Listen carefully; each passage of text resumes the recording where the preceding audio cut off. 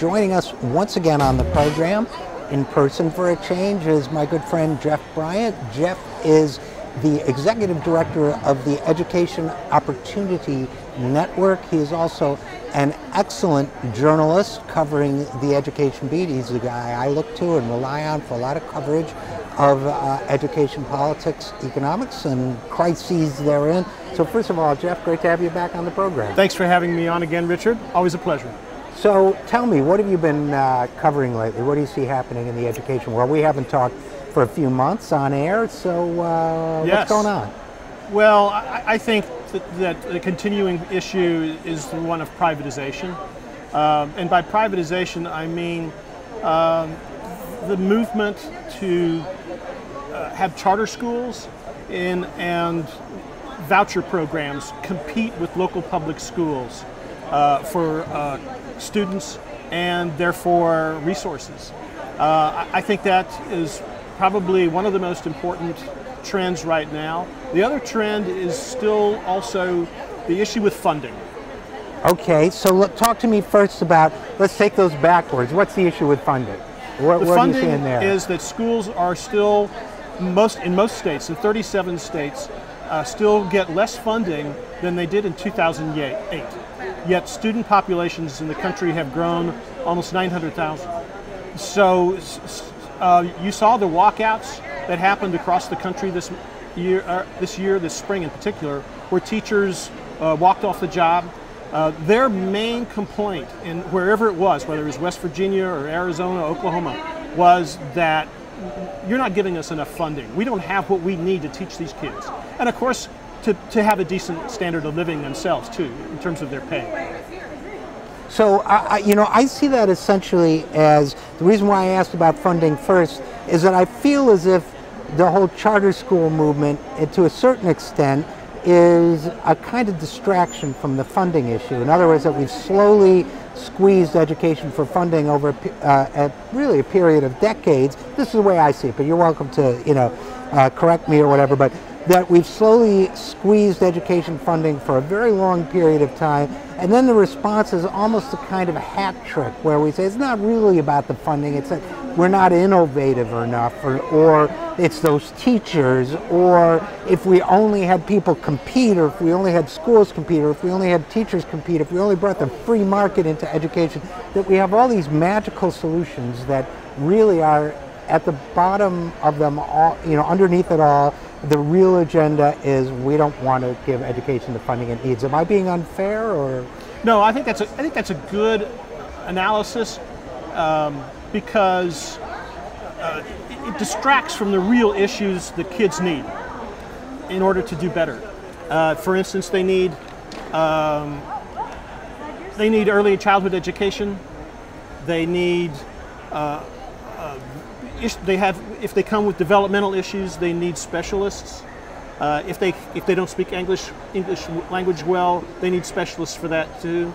And so the funding cuts those resources. But also, I would add that the funding issue goes hand in hand with the issue of market competition, because as parents see things go away because of the lack of funding, for instance, arts and music programs, sports, a drama program, things like that, which if they see larger class sizes, what it gives them the impression of is my public school is deteriorating in quality, and they start looking for these other things like charter schools or voucher programs. Yeah, it's interesting. So yeah, it's a horse before the cart, or whatever the expression is, but there's a very much, in my mind, a linkage to it.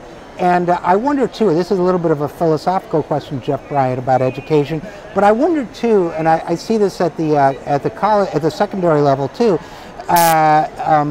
in higher education, I feel as if we're going away from the original educational philosophy of this country, which was that education was about creating the whole person, better citizens, better, more fulfilled human beings, more fully realized human beings. Now it's all about training people for the job market of tomorrow, as if we even know what the job market is, and B, as if our only function in life is to serve capital through being more productive employees. I feel so because you mentioned the dismantling of arts and music programs, for example. I feel as if we're somehow no longer, John Dewey was a great philosopher of American education, but we're no longer hewing to the sense that education is part of what makes us human, part of what makes us American, part of what's good for our society. That's become sort of, transactional, functional. I don't know, what are your thoughts on that? Well, I think what changed the situation so much was the advent of No Child Left Behind in 2002, which, by the way, was a bipartisan agreement. And what that federal law did is it required schools to test students in just 2 subjects, math and language arts. And it established something called annual yearly progress for each school. And if their test scores didn't reach certain levels, they were heavily penalized. What that did is it reduced education to a metric, rather than the thing you mentioned, which is, how's my kid really doing? Right. Does he like going to school? Does he have friends? Is he growing in other ways? It reduced it to those 2 metrics to such an extent that it invalidated a lot of the great work that teachers already do, and to grow the whole child. And unfortunately, the federal law eased up a little bit, but the annual testing is still a requirement, and most states now have some kind of onerous responsibilities or plans that descend on a school if they don't make these certain metrics. And of course, when you do have that philosophy of, well, this is just about training them to get a job, those 2 issues again work hand in hand. The test score results and that what I would call basic philosophy that I think most people would reject, that education is way more than that. But those 2 things end up working together to reduce education down to something way less than what it should be. Yeah, I think that's a great point. And again, we're talking with Jeff Bryant, Executive Director of the Education Opportunity Network and great writer on education issues. And that forces me to bring up the mildly sensitive topic of the fact that in many cases, these sort of setbacks and what I consider the holistic view of education, at least in the past, have been pretty widely embraced by Democrats as well as Republicans. It's been a bipartisan race away from the integrated view of education that I think you support. Do you think that's still the case? Do you think that's changing? I have some thoughts on it, but I'm interested in yours. Things got way worse during the Obama administration, unfortunately, because what his Secretary of Education did, Arne Duncan, was not only did he keep the test score system in place, but then he tied teacher evaluations to it, so that teachers were being evaluated by student test scores. Sometimes, for instance, if you were an art or music teacher and your subjects weren't tested, your evaluation was tied to test scores of students you didn't even have in your classroom. Right. And so for a long time, the Democratic Party made things worse. I do get some sense that there's been a turnaround in that.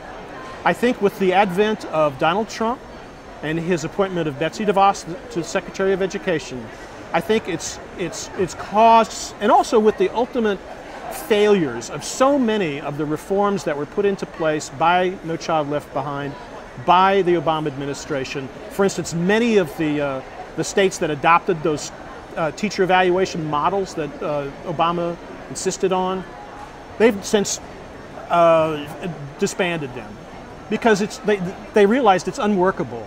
So you've got some people in the Democratic Party that are waking up to that they need to have a new agenda.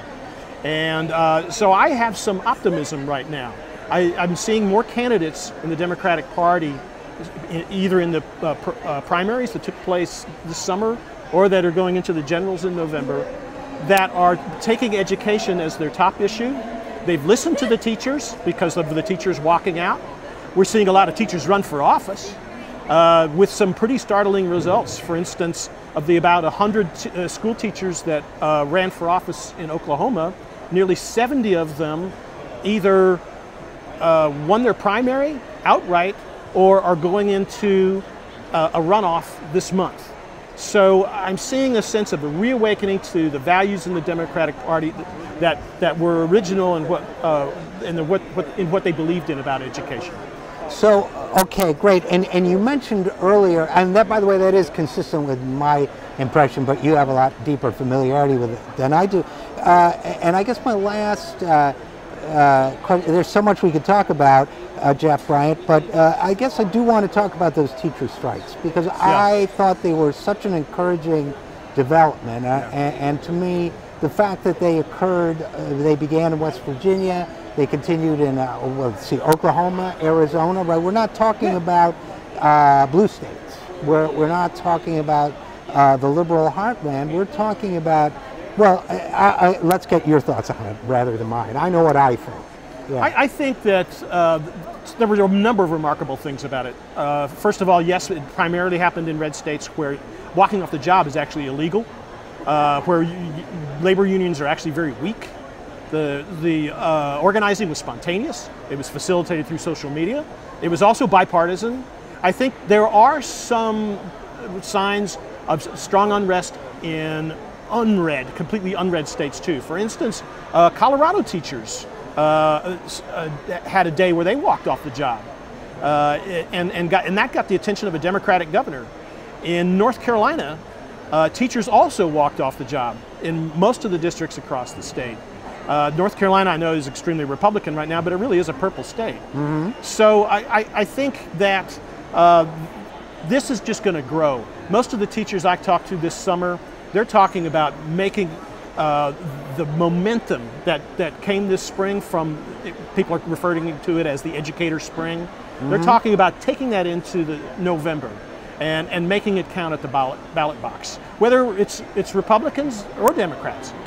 Now, and one of the things I think we've found is that they've been able to win concessions from both Democrats and Republicans, right? I think, for example, they may not have been everything we wanted, but I think the Oklahoma legislature conceded on certain issues. Am I right? Arizona's legislature. So they are being effective, and what my impression has been from a distance that these teachers are very much striking not only for themselves and their wages, which are wildly insufficient in my view, but for adequate resources for their kids, right? I think that's a very good, very accurate read. It's not only, the teacher walkouts are not only transforming some things about Democratic politics and Democratic policy, it's also transforming labor organizing, where teachers are associating their causes, not with just their wages and benefits. They are animating the populace on issues of what you would call social justice. This is social justice unionism, mm-hmm. where it's not just about us, it's about our community.